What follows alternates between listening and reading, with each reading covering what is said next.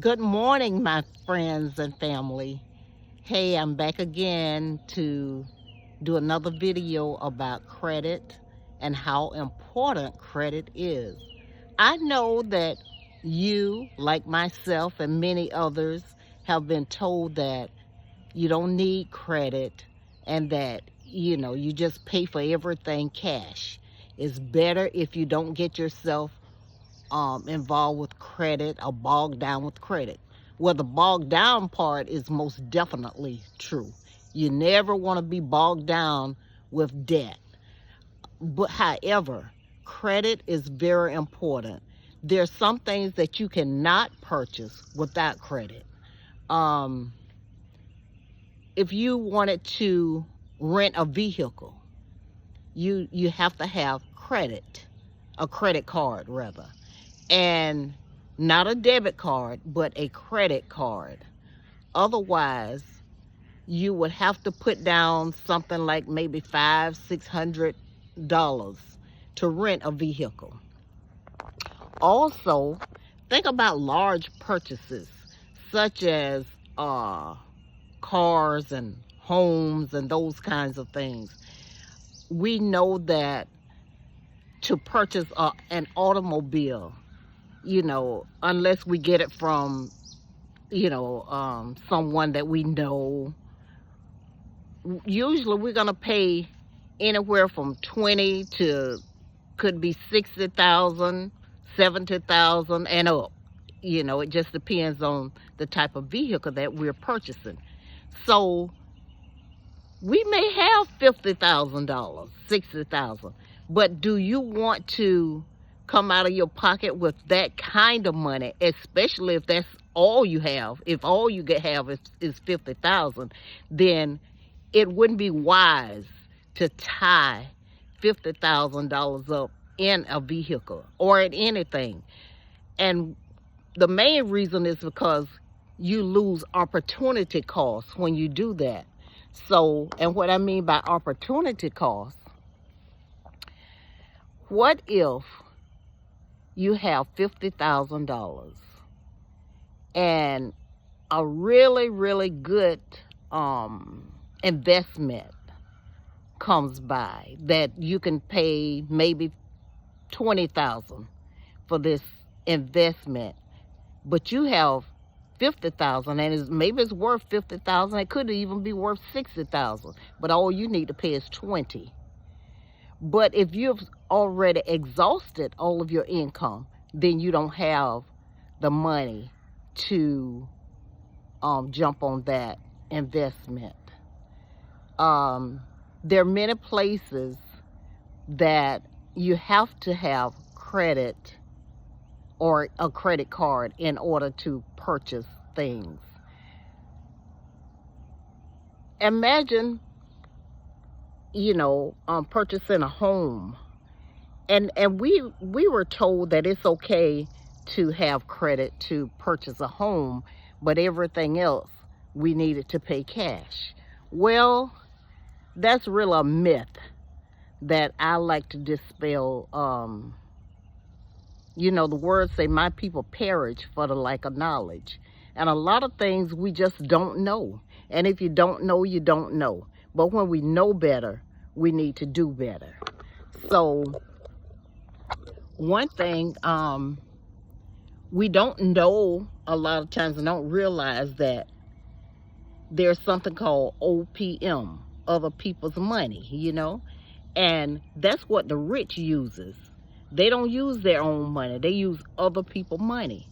So I'm just going to give you a quick scenario. What if I needed, I'll say $20,000. So what if I can go and borrow $20,000? I needed it for an investment, not just to live off of, because if I'm living off of it, it's not making me any money. But I need that for an investment. So investment should make us money. We're investing to get more of what we're investing in, okay?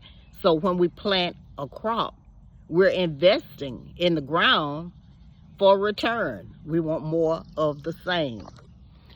So I take this 20,000 and I invest it, and I have to pay back maybe $200 a month. $200 a month. I have to pay that back. And so I, consistently pay it back. And in about maybe 24 months, hopefully I've made the $20,000 from my investment. So I borrowed that money, and it actually made me money. That's my whole point. My whole point is we never want to just spend money just to be spending money. Because I was told many years ago, probably 30 years ago or a little more, that when you spend money, it's gone. It doesn't come back. I was told that you never spend your own money. And I was like, what? What do you mean you never spend your own money? And the person told me, they say, you spend other people's money. I say, what? How do you do that? And once I got the lesson on it, however, I did not really fully understand it until some years later. But it wasn't a revelation for me. And I remember asking the question, well, why don't more people know about this? And the answer that I got was, it's not for everybody. But the rich knows it. They don't spend their money. They spend other people's money.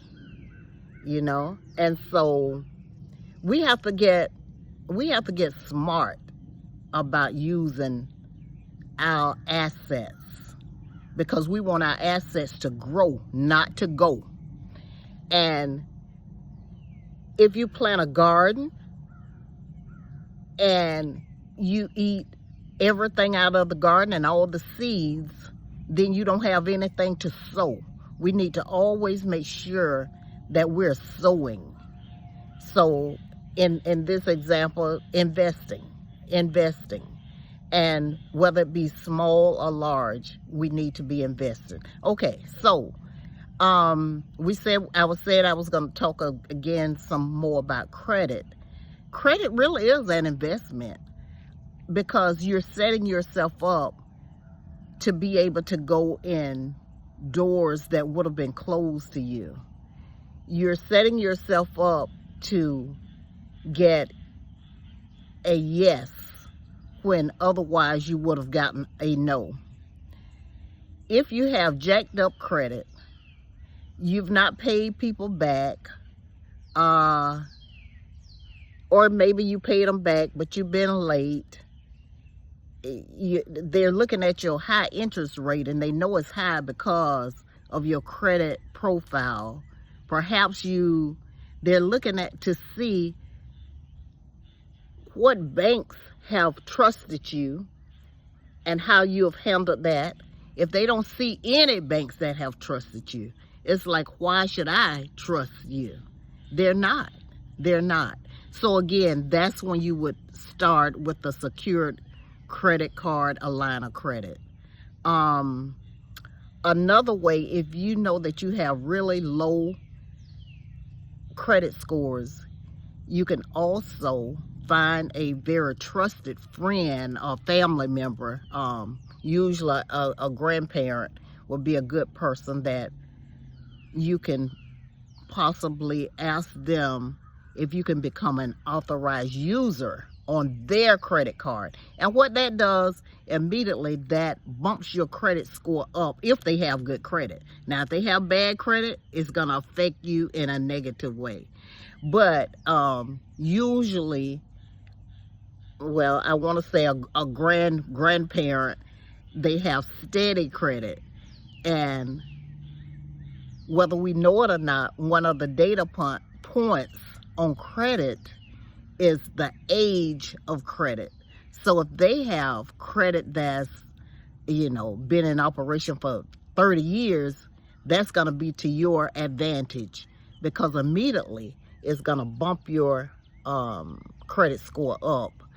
And couple that with the credit being good credit, low debt to income ratio. They don't have a $10,000 credit card and they've already used $9,000. That's not good. We'll talk more about income to debt ratio on another video, but let's be good stewards over what God has blessed us with. Let's be men and women and not boys and girls. When I was a child, I act as a child. But now that I am an adult, I'll put away childish things. So we have to quit being like children and wanting and expecting and having so much joy, enjoyment out of instant gratification. We got to learn to wait. The words say wait. Wait on the Lord. And again, I say wait. Be blessed. Love you.